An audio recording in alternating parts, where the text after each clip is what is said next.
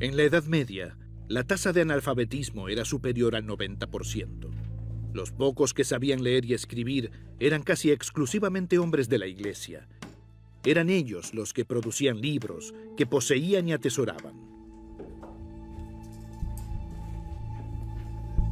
El trabajo de la vida de un copista, entre 10 y 15 libros. Esto los hace increíblemente valiosos. En ese momento, un libro costaba el equivalente a una granja. Por ejemplo, un hermoso códice, una Biblia, requiere el sacrificio de todo un rebaño de ovejas. Un libro puede comprarse gradualmente por un precio más barato.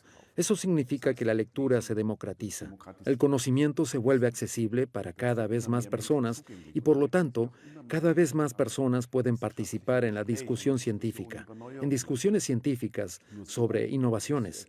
Esta es la única forma de explicar que Europa se convierta en el continente de la innovación, en mucha mayor medida que cualquier otro continente de la Tierra. Pero los hombres de la Iglesia no solo copian, sino que también cambian.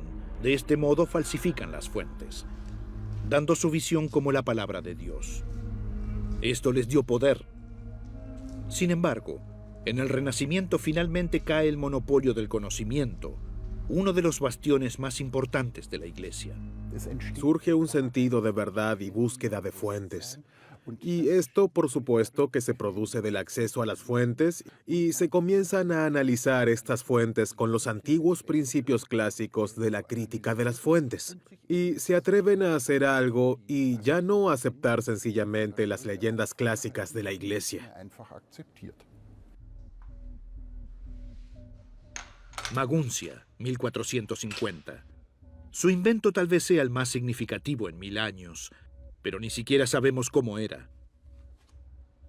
Johannes Gutenberg, el impresor de libros de Maguncia. Su logro fue que combinó los ya conocidos procesos de reproducción e impresión en un sistema integral. En esencia, es el instrumento de fundición a mano, con la ayuda del cual las letras de las imprentas podrían ser fundidas de forma individual, más rápida y más fina.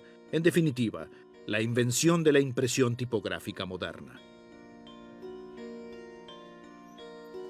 Y con ella, el nacimiento de la comunicación masiva.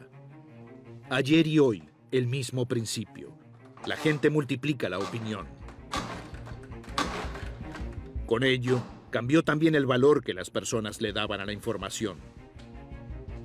En el Renacimiento, la palabra impresa valía más porque se leía por escrito.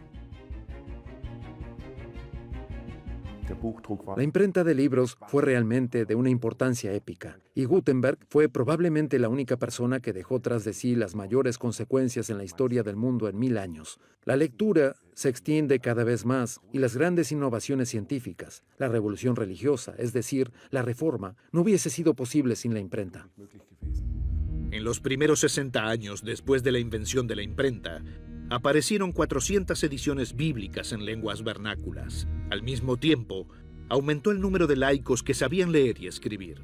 Cada vez más personas tenían ahora acceso directo e inmediato a los textos bíblicos, la palabra de Dios. El hombre del Renacimiento se siente cerca de Dios, se siente a sí mismo convirtiéndose en Dios. Eso no se habría podido decir en la Edad Media, se habría considerado una frase blasfema. Las personas invocan la Biblia y dicen, somos creaciones de Dios. Dios nos ha hecho a su imagen. Somos prácticamente pequeños dioses. Dios se acerca más al hombre en el Renacimiento de lo que alguna vez lo estuvo en la Edad Media. Sin embargo, no los libros, sino los volantes, fueron el negocio principal de las imprentas. Eran asequibles, costaban el salario de 2 o 3 horas de un obrero. Cualquiera podía imprimir volantes y así publicar su opinión, versos, dibujos. Dominaron 3 temas: sensaciones y milagros, instrucción religiosa y finalmente propaganda política y militar. Los volantes ilustrados también desarrollaron las primeras formas de caricatura, sirvieron como una llamada, opinión o advertencia. Comparables con las redes sociales de hoy, servían a una necesidad básica, la difusión masiva de su propia opinión.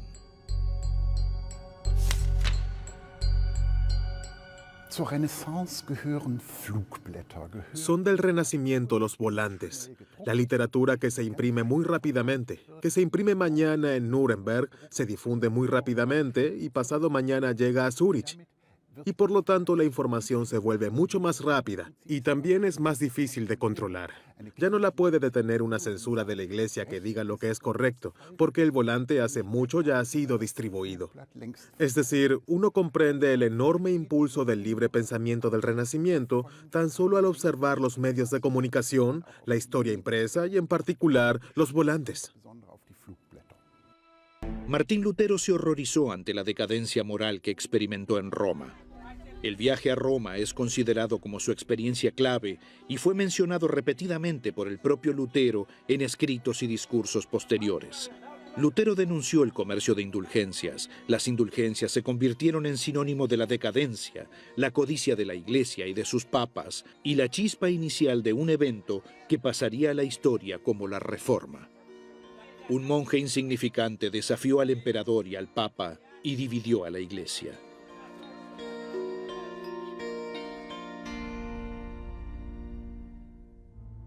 No era un revolucionario, sino un reformador.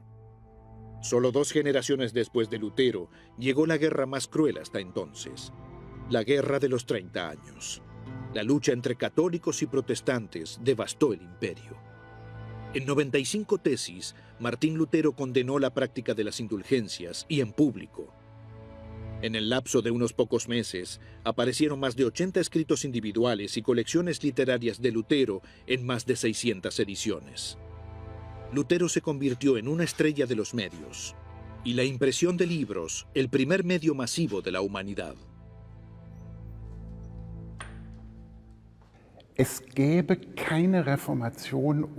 No habría reforma sin los medios de comunicación masivos del siglo XVI. Martín Lutero escribió tesis sobre un problema teológico relativamente arbitrario, la indulgencia. Pero estas tesis en pocas semanas se difundieron y se leyeron en prácticamente todo el sur de Alemania.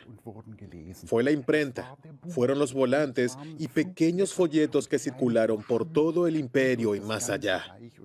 Y movilizaron a las personas. Leían en voz alta y discutían sobre lo que habían leído con las personas que no sabían leer. ¿Cómo funciona el hombre? ¿Qué lo impulsa? Preguntas que los eruditos ahora podían discutir públicamente gracias a los nuevos medios de comunicación. La comunicación global comenzó en el Renacimiento. Por primera vez era posible que miles de personas pudieran acceder al mismo contenido al mismo tiempo y que el futuro pudiese representarse y planificarse de manera realista. El hombre comprendió que lo impulsaba y se copió a sí mismo. Surgieron los primeros hombres máquina, anticipando un futuro en el que los robots juegan al fútbol. En pocas generaciones, el mundo conocido se triplicó. El transporte global y el comercio global se hicieron realidad por primera vez en el Renacimiento.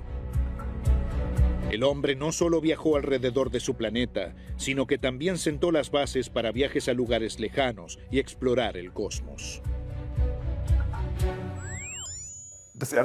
El legado del Renacimiento en realidad nunca murió, permaneció vivo. Puede decirse, creo, que la revolución industrial y por lo tanto nuestro mundo moderno sería inimaginable sin lo que se ideó e inventó en el Renacimiento. Nunca antes en su historia, el hombre experimentó un impulso de desarrollo comparable. El Renacimiento aventaja incluso a nuestro trepidante tiempo. Nunca se ha desarrollado, inventado, movilizado, cambiado, revolucionado y rechazado tanto en tan poco tiempo. Un desarrollo impulsado por hombres que dominan lo imposible, porque comprendieron su mundo. El Renacimiento es un alegato contra la estrechez mental y el culto de los expertos para curiosos y quienes tienen el coraje de ir por caminos inusuales. Una historia de personas que no creyeron, sino que querían saber y que no aceptaron límites. El Renacimiento es nuestro pasado y nuestro futuro.